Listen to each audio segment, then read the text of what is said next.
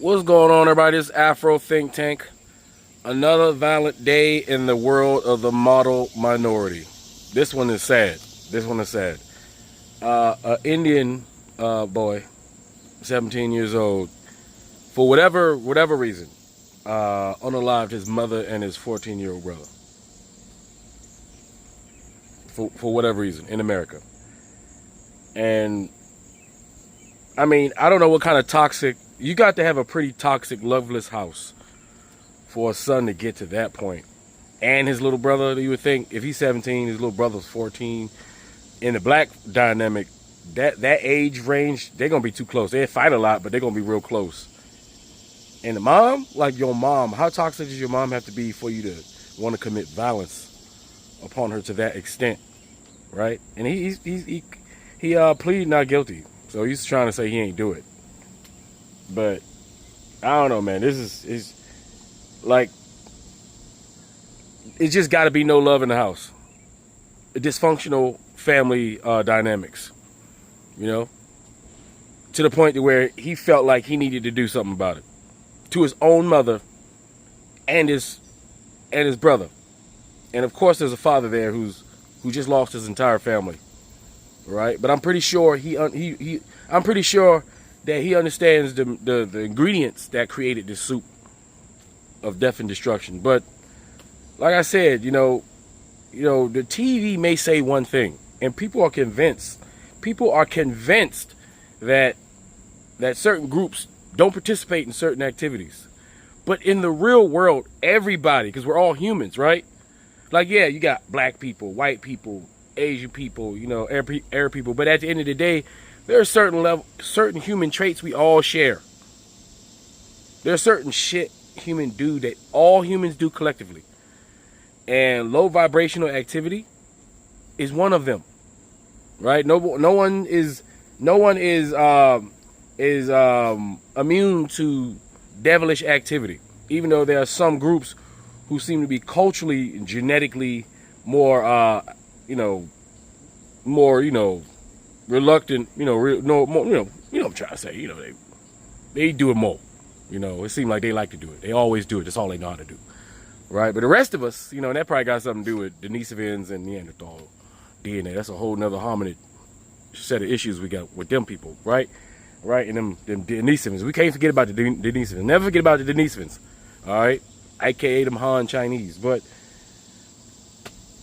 I'm just going to keep bringing this to you just so we can remind you that it ain't just us doing shit. Everybody do shit. So we need to go ahead and quit with this. There is no model minority. There's not a minority that is a model citizen of these here United States. There's not a majority who's a model citizen either, to be honest.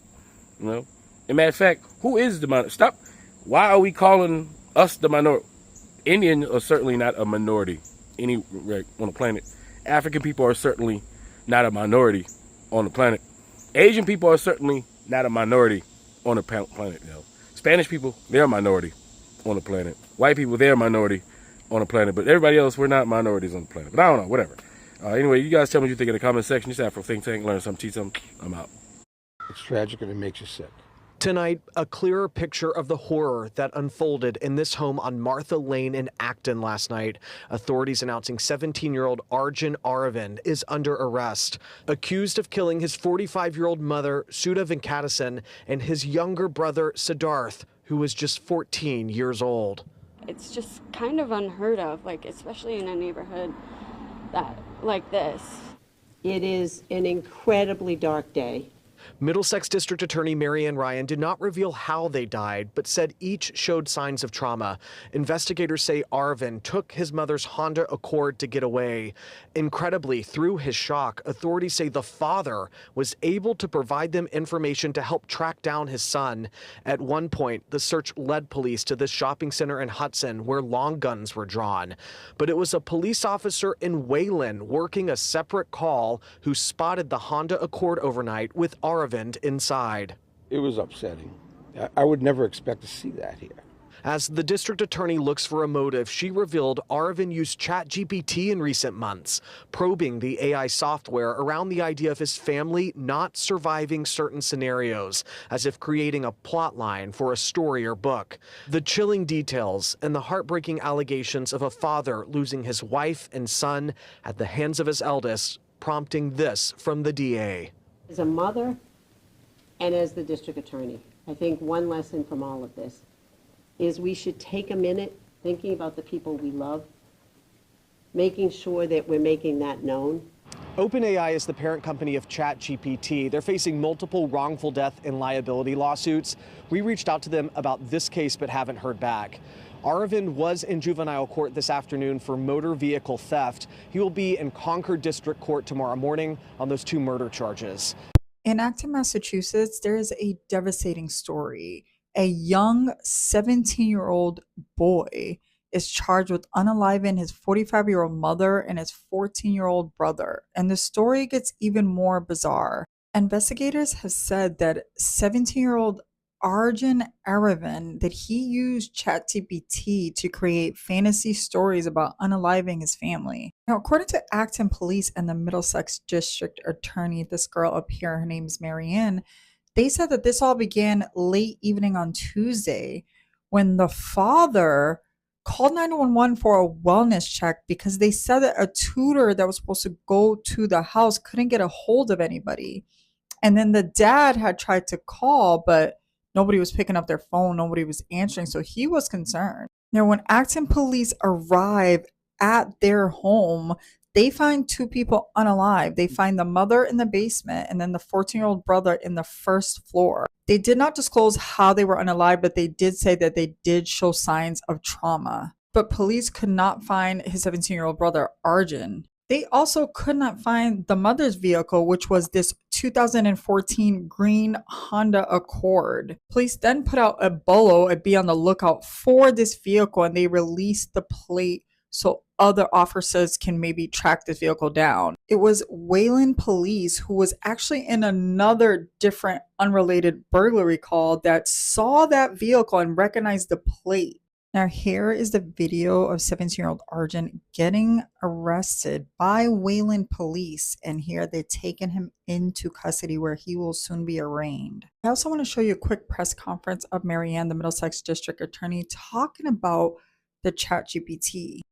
The investigation has so far shown that Arjun had recently been demonstrating some concerning behavior, including using the internet and ChatGPT to make searches for theoretical ideas or fantasy stories regarding the killing of his family. Now, Arjun is being charged with, and I quote, 2 counts of murder, assault and battery with a dangerous weapon, assault and battery on a family member, a household member, and he's also being charged with theft of a motor vehicle and using a vehicle without authority. It's important to remember that they are trying him as an adult. So in Massachusetts, if you are at least 14 years of age and you commit a crime such as murder, you will automatically be charged as an adult. I'm curious to know the motive here. Police said he was a little known to police, Acton Police, because they said that he was at one point a runaway and had gotten reports about him, but other than that, they didn't say anything else. I feel so deeply for the dad because he not only lost his wife, but he also lost both of his sons. And one of the sons is possibly responsible. They're still investigating. They have not released either the cause or the manner of death yet. They said that the bodies did have signs of trauma, but they have not disclosed how they were unalived. This is incredibly sad, and I am seeing just a large amount of cases like this where family members are unaliving each other. And I'm curious to know if this was a mental health case or if this was like a case where, you know, if there was a dispute and he snapped. Whatever the case is, it's just sad, and just deep prayers to the family. A 17-year-old is accused of killing his mother and 14-year-old brother, and prosecutors say he had been using ChatGPT to create fantasy stories about his family being killed. And according to reports, it was Arjun's own father who helped police track him down. Police found his mother, 45-year-old Sudha Venkatesan, and his 14-year-old brother, Siddharth Aravind, dead inside their Acton home on August 11th. Prosecutors say Arjun then took his mother's Honda Accord and fled. He was found and taken into custody in another city early the next morning. The Middlesex County DA says that before the killings, Arjun had allegedly been using the internet and ChatGPT to search for or create theories, fantasy stories, and gothic fiction involving the idea of killing his own family. Prosecutors say some of those stories involved scenarios where members of his family would not survive. But so far, police have not revealed a clear motive, and they have not said those ChatGPT searches actually caused or directly led to the killings. Arjun was arraigned in juvenile court on several charges, including motor vehicle theft, along with 2 counts of murder. But despite being only 17 years old, prosecutors say he is being charged as an adult. The investigation has so far shown that Arjun had recently been demonstrating some concerning behavior,